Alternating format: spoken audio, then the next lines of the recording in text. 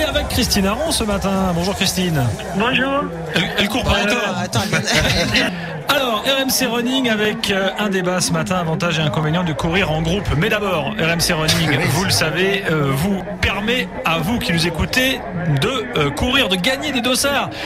Et on vous offre ce matin 5 dossards pour tenter de gagner le vôtre. Vous envoyez tout de suite GAME par SMS au 732-16. Et je vous rappelle que en allant sur rmcsport.fr, vous retrouvez toutes les infos running, conseils pratiques pour s'entraîner, conseils nutrition, conseils équipement, calendrier des courses, et vous pouvez également intégrer la team RMC Running en vous inscrivant donc sur rmcsport.fr.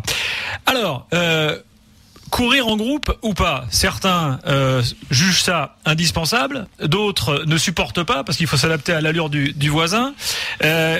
Christine, en général en athlétisme, il y a des groupes d'entraînement. Je pense pas que toi dans ta carrière, tu te sois souvent entraînée toute seule. Ah oui, j'ai toujours été dans un groupe, sauf sur la fin de ma carrière où je me suis entraînée seule. Et c'est vrai que c'est l'ambiance de groupe est quelque peu plus motivante, mais après c'est vrai que le problème reste au niveau du niveau de chacun. Et c'est motivant pour l'ambiance, mais après c'est vrai que si par exemple on court sur des longues distances avec des athlètes qui sont moins bons, c'est pas intéressant et c'est vrai que c'est pas motivant. Au niveau de la foulée et du rythme, ça peut être plus fatigant quand on court avec quelqu'un qui est moins bon parce qu'on a tendance à l'attendre et là c'est moins bien et on n'est pas dans sa foulée quoi, parce que quand on court longtemps, on est dans un rythme et s'il ne convient pas à l'autre, c'est embêtant. Donc après c'est d'ailleurs le danger, Christine, dans les courses, de se caler sur un rythme qui n'est pas le tien et qui peut te fracasser très vite, quoi. Ah bah oui, c'est vrai que ça fatigue, que ce soit un rythme qui soit plus rapide ou plus lent. C'est vrai que si on n'est pas dans son rythme à soi, on fait pas la bonne course, quoi. Ouais. Les filles, Sarah, Maryse, vous préférez le faire toute seule ou à plusieurs? Le footing, hein. On précise bien. Le footing, la course, personnellement, je préfère seule. Si c'est une compétition, tu vois, si c'est une course sur route dans laquelle t'es engagé, ça m'arrive à peu près 3 fois par siècle. J'en ai fait une la semaine dernière. Il y avait Monique avec moi. Tu vois un peu le genre, Christine. Monique, grande coureuse devant l'éternel. Monique, ta sœur, hein. Oui, ma sœur. Voilà. Vous avez pu courir ensemble alors. Et voilà, on a couru ensemble parce qu'on est toutes les deux aussi passionnées par la course à pied, on va dire. Mais on s'est motivés, sinon on serait jamais arrivé au bout, je te dis franchement. Mais par contre, en entraînement, si en footing, je supporte pas ça. Tu cours dans un groupe, il y a des nanas à côté de toi qui sont faciles, qui parlent tout le temps, t'as envie de les tuer. Les mecs, tu peux pas courir à côté d'eux. T'as jamais remarqué quand tu fais un footing, tu dois pas faire beaucoup de footing, Serge, mais quand tu fais un footing. Ça va pas ou quoi, Maryse? Il y a mes enfants qui m'écoutent et tout. Justement, ils le savent depuis longtemps. Ils le savent depuis longtemps. Mais quand tu cours, je t'assure que quand tu cours avec des hommes, tu cours toujours, même quand tu veux tu cours toujours à peu près 30 cm ou 1 mètre derrière. Dès que tu arrives à leur niveau, ils accélèrent. Et donc, en fait, ils accélèrent tout le temps. Et moi, je te jure, j'ai envie de leur faire des croche-clash. Je déteste ça. C'est quand même un moyen idéal pour les gens qui démarrent la course à pied. En tout cas, Christine, elle dit comme moi. Pour les débutants, c'est royal de courir avec quelqu'un parce qu'on est tiré et ça réduit quand même l'effort. Faut le reconnaître, ça. C'est totalement psy. Parce que... Oui, mais il faut pas que ce soit quelqu'un qui aille trop vite parce que justement pour un débutant, si il est pas sur le rythme de la personne et que ça le pousse trop, il va être découragé. Donc je pense qu'au début quand même il faut un petit peu apprendre à courir seul quand on est débutant pour vraiment trouver son rythme et ensuite trouver quelqu'un à peu près de son niveau justement pour qu'il y ait une certaine émulation, une motivation pour progresser quoi. Moi je pense que les débuts c'est vraiment seul. D'ailleurs on le dit, même on déconseille de courir en musique au début parce que tu sais t'as pas le souffle, t'entends pas ton rythme, t'es pas centré sur ton corps, t'es centré sur autre chose et tu peux être asphyxié. Je t'assure que quand tu cours à côté de quelqu'un qui va un peu plus vite que toi, t'y retournes plus quoi. Alors attention parce que là je vais vous proposer une variante. Christine, une variante, parce qu'on peut courir seul, on peut courir à plusieurs, mais on peut aussi courir avec son animal. Avec son animal. Et ça je le faisais. Attention. Ça devient glauque là. L'animal, il faut qu'il soit bien entraîné aussi, hein. Ça dépend du rythme. Ça dépend aussi de l'animal, hein. C'est ça. Courir avec son crocodile. Si tu cours avec un hamster, on fait courir avec son animal, c'est courir avec son chien, on est bien d'accord. Et courir avec son chien, ça peut être une vraie motivation et ça peut être un vrai plus dans la pratique sportive. Du chien, parce qu'il y a des chiens, ils courent pas beaucoup. Pour en parler, on a appelé notre spécialiste animaux sur RMC, Laetitia Barlerin est avec nous. Bonjour Laetitia. Oui, bonjour à tous. Bonjour Laetitia. Salut Laetitia. Laetitia que vous retrouvez tous les dimanches matin de 6h à 8h avec François, bien sûr, François Sorel. Laetitia, est-ce que toi qui es vétérinaire, est-ce que tu parles des fois de ces sujets avec tes patients? Mais bien sûr, parce que il y a beaucoup de bienfaits de faire du sport avec son chien. Faut savoir qu'on ne fait pas que courir avec son chien. Il y a une quinzaine de sports canins quand même qui existent. Dont le canicross d'ailleurs. Alors, il y a le canicross, c'est le fait de courir avec son chien. On peut avoir le cani-VTT, c'est le fait de faire du vélo avec son chien. Le cani-rando, la randonnée. Le cani-marche, la marche. On a même le ski-joring. Vous savez, le ski-joring, c'est le fait de skier avec son chien. Thomas est mort de rire. Thomas est mort de rire à côté. C'est génial, Alors, je ne savais pas tout ça. Mais le canicross, c'est une compétition. Canicross, oui, bien sûr. formidable. Mais il y a même le doggy dancing et vous pouvez danser avec votre chien, voyez. Alors moi, ça m'est arrivé. Restons sur le running. Mais je savais pas que je faisais du doggy dancing. C'est le lendemain que mes potes m'ont dit. Je crois que tu as fait du doggy dancing hier soir. Psychanalysé par un chien. Mais c'est... Non, mais c'est Par contre, vrai que... Laetitia, ce qui est important, on le disait avec Christine tout à l'heure, quand on débute, il faut avoir un certain niveau pour courir avec d'autres personnes, mais de la même façon, on peut pas lancer son chien dans la compétition ou même tout simplement dans un footing s'il est pas préparé parce qu'il tu peux le calancher. Non, mais attends, un chien c'est pareil. Alors est-ce que c'est comme Laetitia, m'est arrivé une histoire. Laetitia. D'ailleurs, oui. Tout en sachant quand même une chose, c'est quand même un chien, c'est une espèce qui dans la nature court. Donc il a besoin de courir, il a besoin de se dépenser. Donc déjà il a des bonnes bases, quel que soit le chien. Après, il y a des contre-indications pour le chien. On a les animaux cardiaques, bien sûr. Il faut éviter de les faire courir. On a aussi les animaux obèses. Alors souvent on se dit mon chien est obèse, je vais le faire courir. On y va ensemble. Alors bien sûr que non, il faut d'abord qu'il maigrisse avant de le faire courir parce que sinon il va être essoufflé. Il peut avoir des problèmes cardiaques. On va pas courir ensemble. Non, mais on peut courir. Mais vous savez, il y en a qui font du canicross, donc le fameux la course avec son chien, avec leur chihuahua, comme ils peuvent faire le canicross avec leur dog allemand. Alors, est-ce que c'est une question de gabarit? Est-ce que par exemple Serge et moi, il faudrait plus qu'on se tourne vers le bobtail et Maryse vers le bichon maltais pour avoir un chien qui soit... Non, mais ça dépend parce que vous savez, quand vous faites du canicross, ce qui est bien, c'est que vous êtes du Gers. Mais oui, non, mais vous pouvez faire avec le teckel, mais il faut faire attention. Ça dépend aussi s'il peut courir beaucoup ou pas. Mais normalement, un chien court. Le problème, c'est qu'on a des chiens, on les fait pas assez courir. C'est pour ça qu'ils grossissent aussi. Mais Laetitia, donc c'est bon pour le chien et pour le maître, en l'occurrence, la course à pied. Voilà. Ça, c'est un message positif dans RMC Running, mon cher Thomas. Oui, mais bien sûr. Puis si on peut aider les chiens. Alors, Christine voulait intervenir, Christine. Non, je disais un chien normal. Il peut courir combien de temps et à quelle vitesse? Parce que c'est ça, on parle de footing. C'est quoi un chien normal, Christine? Un chien normal, c'est parce que c'est un chien normal. Les uns après les autres. Les uns après les autres.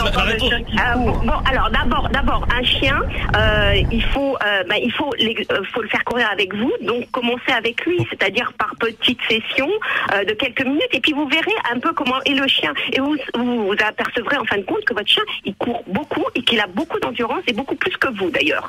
Et ça, c'est vraiment la base. C'est que le chien peut faire un 42 km, c'est-à-dire que je m'entraîne avec mon chien pour préparer un marathon. C'est-à-dire que je le sors et je fais les mêmes entraînements que moi. Il sera capable de le suivre sur les 42 km? Bien sûr. Mais bien sûr. Ça s'appelle un cheval. Bien sûr. Alors après, il y a des chiens qui sont plus endurants que d'autres. Il y a des races qui sont plus endurantes que d'autres.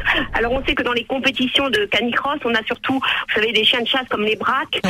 On a aussi tous les chiens de traîneau, les huskies, etc. Qui ont besoin de courir. Et voilà, les chiens de berger. Et le chat. Est-ce que le chat, pour des budgets un peu plus faibles, est-ce que le chat peut être demain matin, vous retrouvez Laetitia Barlerin avec François Sorel de 6h à 8h.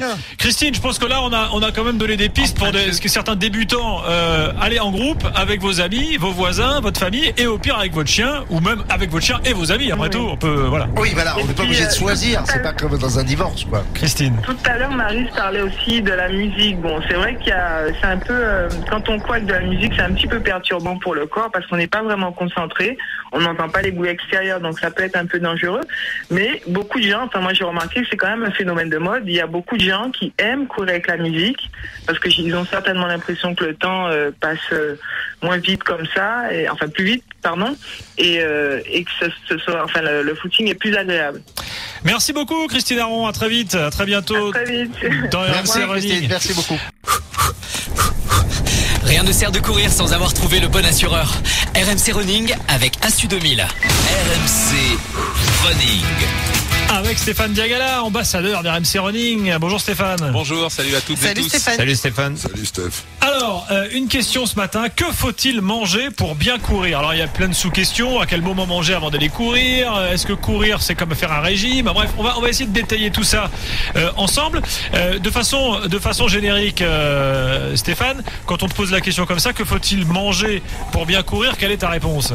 Vous savez, c'est une réponse qui est assez classique. C'est manger un peu de tout et en fait c'est classique et cette réponse elle revient tout le temps parce qu'on a besoin de beaucoup de choses très variées. Il y a les macronutriments d'abord, les protéines, les glucides, les lipides. Les protéines c'est le rôle de structure notamment dans le muscle, les glucides c'est plutôt énergétique et puis les lipides ont des rôles dans la microstructure, dans la constitution des membranes, des rôles énergétiques aussi puisqu'on brûle les lipides notamment sur marathon.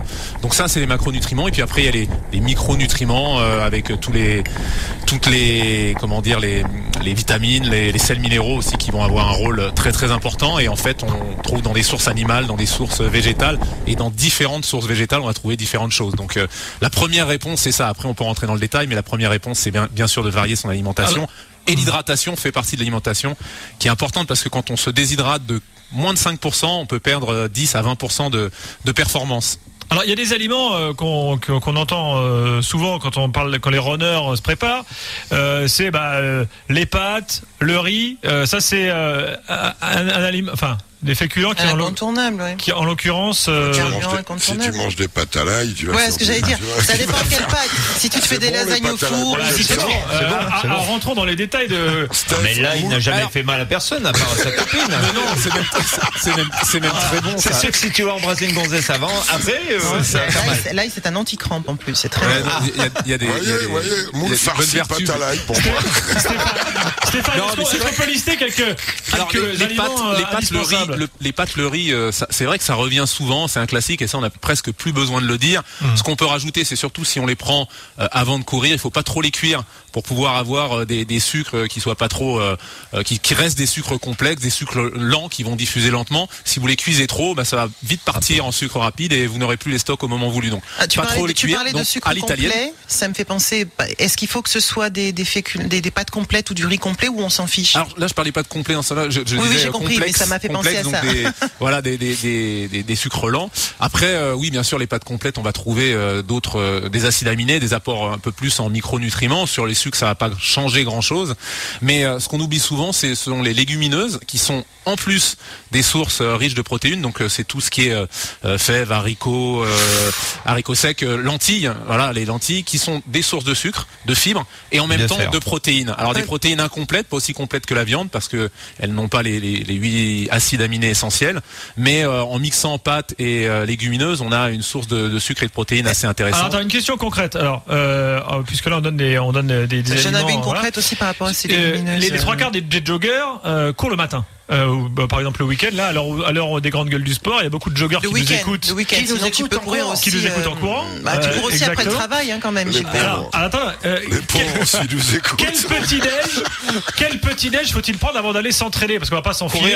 On va pas s'enfiler les tartines de Nutella avant d'aller courir. Tu peux prendre des barres de matin. Alors Stéphane, courir à jeun, ça va si on court pas trop longtemps et trop intensément. Si on court longtemps, il faut avoir mangé quelque chose.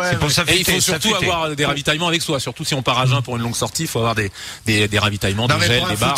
La réponse de Stéphane, s'il vous plaît. Stéphane, oui, non, mais pour un footing commun, c'est-à-dire 45 minutes, 50 minutes, tu peux courir à jeun. Oui, tout à fait. S'il n'est pas très intense et qu'on a un peu d'embonpoint, voilà, c'est super. Voilà, exactement. Attendez, mon petit déj type là, Stéphane. Le petit déj type après. Donc c'est d'éviter tout ce qui est très gras si on va courir derrière et les fruits, je dirais. Ça dépend de comment on les supporte, mais les fibres ralentissent la digestion, on dit souvent, les graisses et les fibres ralentissent la digestion. Donc je prendrais plutôt le fruit après en récup qu'avant. Et donc je me concentrerai sur un peu de protéines, du pain, pas trop de beurre dessus, de la confiture, un bol de céréales avec un fromage blanc maigre ou un yaourt maigre. Et là, c'est parfait. On peut partir avec ça. Ouais. J'éviterai le bacon et les œufs avant, quoi. Voilà. Alors, moi, j'avais une question. Enfin, j'en avais deux par rapport à tes légumineuses tout à l'heure. J'aurais tendance à dire, et c'est une question que je te pose, il faut quand même qu'on fasse attention à ce qu'on supporte, parce que les légumineuses peuvent donner des gaz et c'est pas génial pour courir. Et c'est pas une blague du tout. Et non, mais c'est vrai. Il vaut mieux pas. Alors, ma question, quand on parlait, gazeux, tu démarres plus vite. Ma question, c'est pas du sprint. Ma question par rapport au petit déjeuner, j'imagine, Stéphane, que ça dépend effectivement de ton objectif. Par exemple, quelqu'un qui va être en recherche de perte de poids, on va lui conseiller d'aller courir à jeun à condition, comme tu l'as dit, de pas courir trop longtemps, sinon il peut faire un malaise. Quelqu'un qui va être en recherche de performance va se nourrir différemment. Oui, c'est sûr, les objectifs sont différents, mais même sur la nutrition, il y a la nutrition d'avant-course, il y a la nutrition pendant la course, et moi je parlais de nutrition générale. Vous avez décidé de vous mettre un peu plus à la course à pied, éventuellement de préparer un objectif. Donc là, quand je parlais des légumineuses, c'est de les intégrer dans votre alimentation pour l'intérêt que ça peut avoir. C'est pareil, plutôt que de grignoter n'importe quoi, de grignoter des noix, des noisettes, des noix de cajou, c'est bien mieux que de grignoter des barres chocolatées, parce que ça va vous apporter des protéines, justement, qui vont être complémentaires de celles que vous avez dans les légumineuses.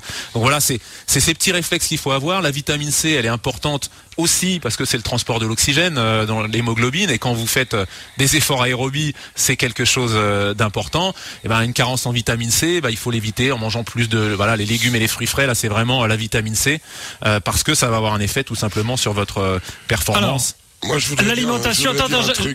Jacques, tu vas pouvoir le dire, mais il nous reste 4 minutes, donc. Une question très importante, parce que tous les joggers quasiment se la posent, et beaucoup courent pour ça. Est-ce que courir, ça rejoint l'alimentation, est-ce que courir fait maigrir, Stéphane? C'est courir simple, ça dépend de, les anglo-saxons en nutrition parlent de calories in et calories out. On comprend bien ce que ça veut dire. Tout dépend de ce qu'on dépense, que ce soit en courant, en marchant, en faisant du vélo, et de ce que l'on intègre en termes de ration calorique tous les jours. Donc ça peut faire maigrir si à côté on s'empiffre pas au-delà de ce que l'on dépense. C'est aussi simple que ça. Mais si on travaille sur l'alimentation et qu'on se met à courir, faire du vélo, de la marche ou de l'activité physique, c'est sûr qu'on maigrit. Alors à plus ou moins longue échéance, selon, on est un peu inégaux aussi par rapport à ça, parce que surtout nous. Il y a ce qu'on appelle le métabolisme basal qui est différent d'une personne à une autre. Il y en a qui maigrissent plus en dormant que d'autres, parce que on a une consommation énergétique, ne serait-ce qu'en dormant. Ça dépend de la pente du lit. C'est pour ça que je maigris pas, parce que je dors pas beaucoup. C'est sérieux. C'est la vérité. C'est sérieux. Il y a des gens qui, au repos, dans les mêmes conditions, vont dépenser plus de calories pour l'homéostasie et la régulation de leurs fonctions de base. Si la veille ils ont pris des beignets ou 4 fromages. Donc, on est un peu tous inégaux, mais en tout cas ça marche si on attaque les deux côtés, la dépense énergétique, que ce soit par la course à pied ou n'importe quoi, et la ration alimentaire. Surtout si tu fais le footing avec tout ce que tu as dit, c'est-à-dire le réchaud pour chauffer les pâtes, le riz, les haricots secs, les lentilles, les flageolets, les légumineuses. T'as une intendance autour de toi. Là, c'est sûr que... Jacques, tu voulais poser une question. Ouais, non, confirmation, et puis le docteur Simon pourra nous éclairer aussi. Je crois qu'il n'est pas très bon aussi, contrairement aux idées reçues, d'attaquer par les crudités qui sont acides, et au niveau des tendinites, au niveau de tout ça, ça peut porter préjudice. Et même les fruits ont une acidité, donc il faut d'abord manger des choses comme les pâtes ou le riz, pour après manger effectivement des crudités ou des fruits. Et puis les fruits après la course à la rigueur pour désaltérer un petit peu, mais avant il y a un côté agressif de la part des crudités. C'est surtout très difficile à digérer. Ça demande une énergie. Là, je pense qu'on a été de bons conseils avec on est rentré dans les détails même du petit déjeuner, donc on a été complet. Alors, vous savez qu'RMC Running est également partenaire de courses d'importance, et en région parisienne, le 29 septembre, il y aura l'événement annuel, c'est Paris-Versailles. Alors c'est pas pour aller demander du pain au gris du château, c'est bel et bien pour aller de Paris à Versailles. Et Jean-Marc Fresnel, organisateur de la course, est en ligne avec nous. Bonjour Jean-Marc. Bonjour à tous. Alors Jean-Marc, Paris-Versailles, il faut préciser la distance et préciser surtout que c'est vraiment pas plat comme course. Oui, on parlait de plate de pâtes, mais il n'y a pas que des pâtes. Effectivement, nous on a une grosse côte qui est au milieu de la course, qui est à Meudon, donc qui est à partir du 6e jusqu'au 9e kilomètre. Stéphane a fait plusieurs fois Paris-Versailles, donc je pense qu'il peut en dire quelques mots. Ouais, plus souvent en voiture, qu'en courant. C'est vrai. Donc c'est vraiment une côte importante. Voilà, c'est vraiment une côte importante qui est juste au milieu de la course, donc qui est plutôt bien accueillie par les coureurs. La côte des Gardes. Voilà, côte des Gardes à Meudon. Puis ensuite, on a un parcours en forêt, donc qui devient un parcours non urbain. Donc c'est vrai c'est de l'avantage de cette course. Et sur un petit parcours, on parlait de préparation tout à l'heure, vous parliez de ça, et ça fait 16 km, donc en gros pour les coureurs moyens, c'est 1h30, 1h15 d'effort. Donc on est dans des petites courses en termes de distance. Par contre, en termes de volume, on a plus de 25 000 concurrents. Voilà, c'est une grosse machine, Paris-Versailles. D'ailleurs, il n'y a plus de dossards disponibles à l'heure actuelle, Jean-Marc. Non, malheureusement, oui. Enfin, heureusement pour l'organisation, on a bouclé les inscriptions mi-juillet, d'année en année. Enfin, c'est vrai de toutes les grosses courses. Hein, on s'aperçoit que maintenant, grâce aux effets Internet, aux facilités d'inscription le plus anticipées, donc quelques mois avant la course, la course est déjà fermée. On tient à le faire aussi, parce qu'on pourrait aller plus loin, on pourrait faire 30 000 ou 28 ou 29 000 concurrents, mais moi j'y tiens pas parce qu'on a des contraintes de parcours. On évoquait la forêt tout à l'heure et la côte des Gardes, donc je préfère que les 25 000 coureurs courent dans de bonnes conditions plutôt qu'en avoir 28 000 dont la moitié sont insatisfaits de l'organisation. Jean-Marc Fresnel, nous sur RMC, comme nous sommes partenaires de Paris-Versailles, eh bien on vous en offre des dossards. Nous on en a encore, et pour les gagner ces dossards, vous envoyez tout de suite RMC par SMS au 7 32 16, donc c'est le dimanche 29 septembre entre Paris et Versailles, 20 km. Donc 1h15 c'est pour les bons. Jean-Marc disait courant moyen, mais c'est quand même pour les bons. 1h15 pour 20 bornes. Oui, on peut dire ça. Oui. Voilà. Gilbert, c'est dommage, parce que Serge et moi, on voulait s'inscrire et on peut pas y passer. Là, on voit RMC alors. Non, mais on n'y arrivera pas. On peut pas participer.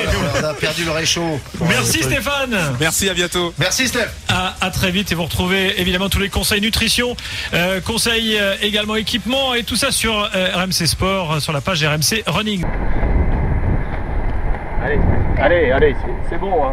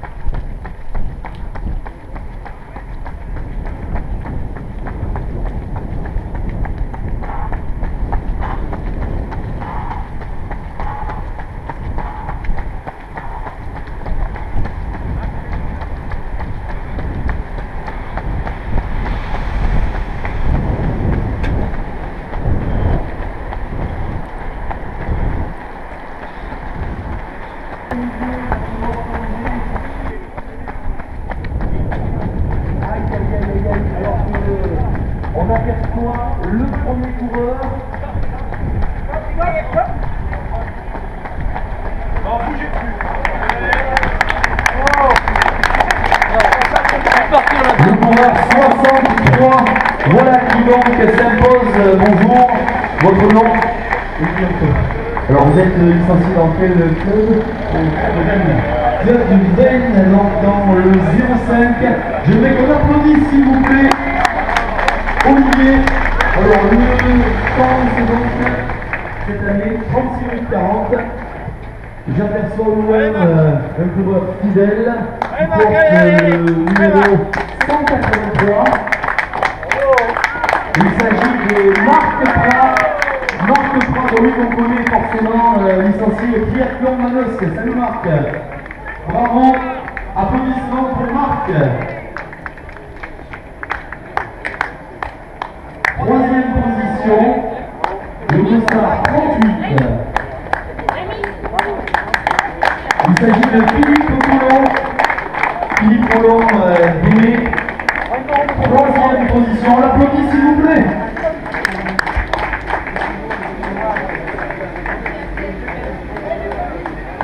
Voilà le quatrième qui arrive assez rapidement au dossard numéro 1. Il s'agit de Nicolas Marcel, de l'EPM Athlétisme Manosque, suivi donc du dossard numéro 39. Jean-Marc Spinoza du triathlon Manosque.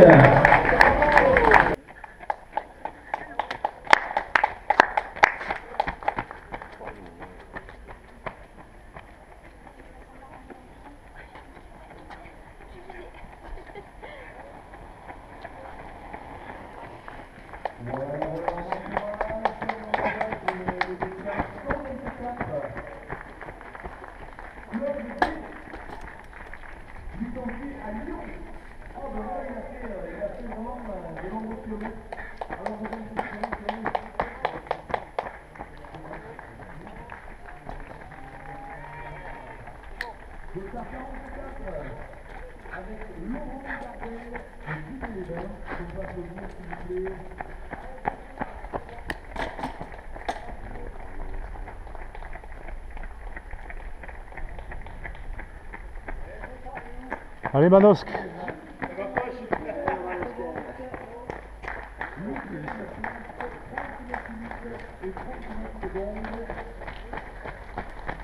Allez Yann.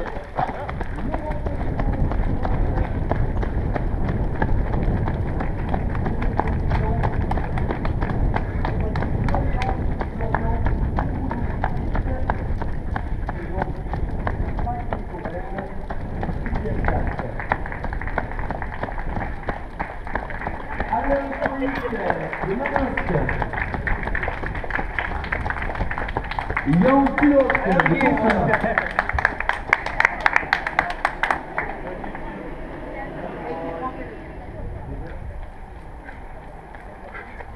Allez les gars.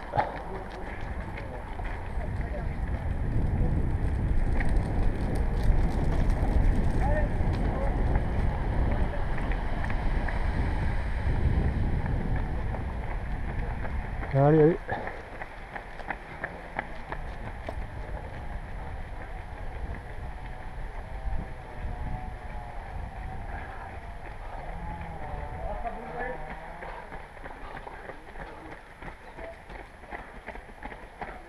Allez, qui c'est qui va faire le sprint là?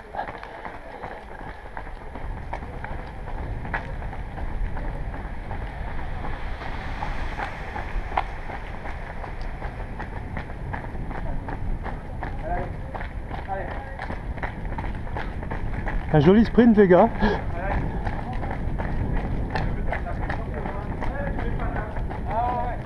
Bravo les gars. Allez Benoît.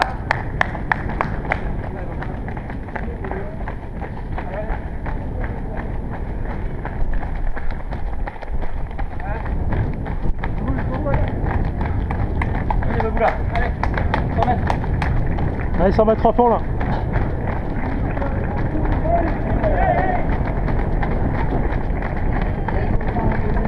Allez, je vois.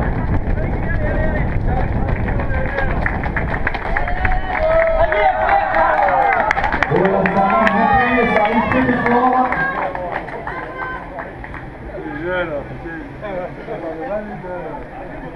Alors un ancien membre des Men in Black, voilà, qui arrive, dossard 185. Il s'agit de Rémi Trompeman. Suivi de Pierre Thomas de Raison.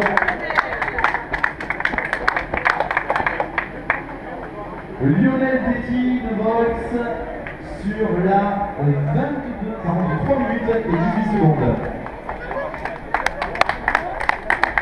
Innovation pour Alexandre Parmentier, le Tinois.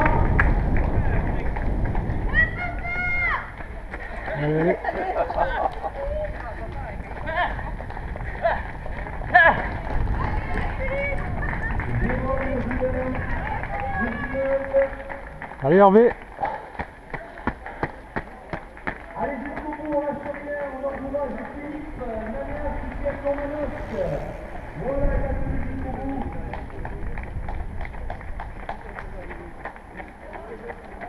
Allez les gars. Allez.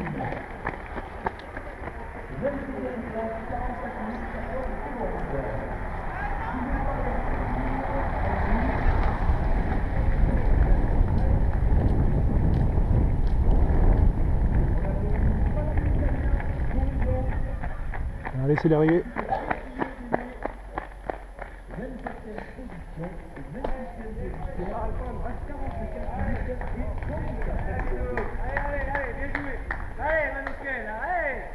Allez, Abidou.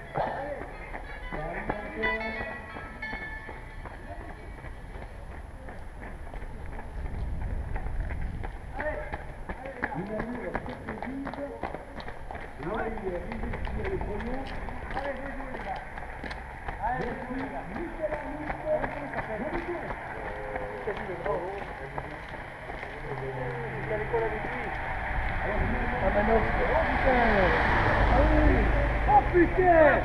Et alors, on est à feignant là! Oh, tu vas venir la fermer comme moi! Je sais! Viens, moi je vais arriver. Allez, vas-y!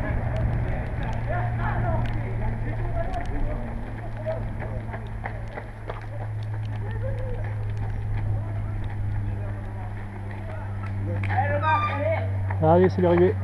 Voilà!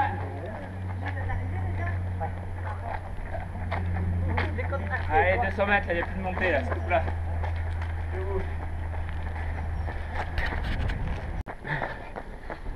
Allez, il y a la première féminine devant. Il faut aller la chercher. C'est la première féminine. Ouais, super. Ouais.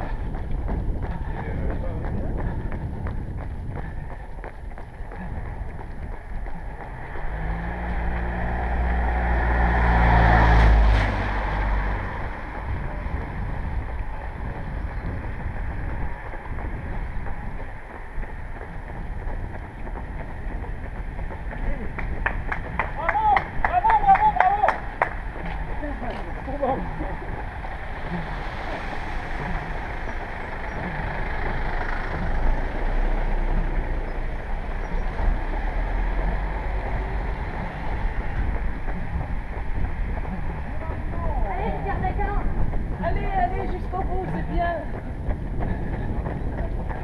Ouais. Bon, on fait vraiment la première féminine, hein.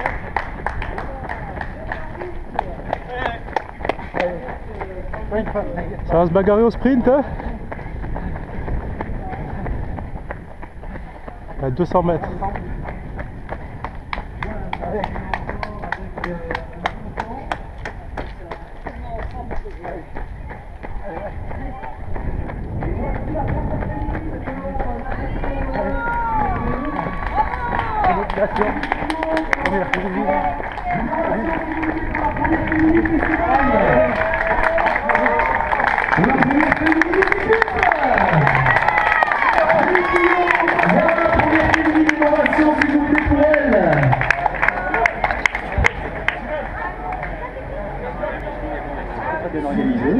J'adore le parcours parce que tout le monde peut s'exprimer et je remercie surtout les gens qui organisent des courses sur route parce que moi j'aime cette activité, quoi. Je préfère la route que le trail. Donc merci aux organisateurs et merci à tous les bénévoles qui nous permettent de nous éclater le dimanche matin.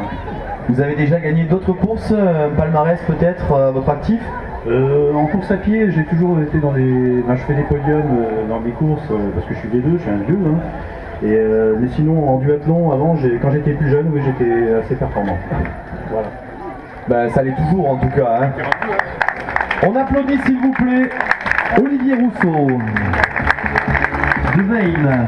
Et ça nous fait plaisir, voilà, que de voir des personnes qui arrivent des Hautes-Alpes, que de voir des personnes qui arrivent de Lyon, que de voir des Bretons également qui participent, des Marseillais.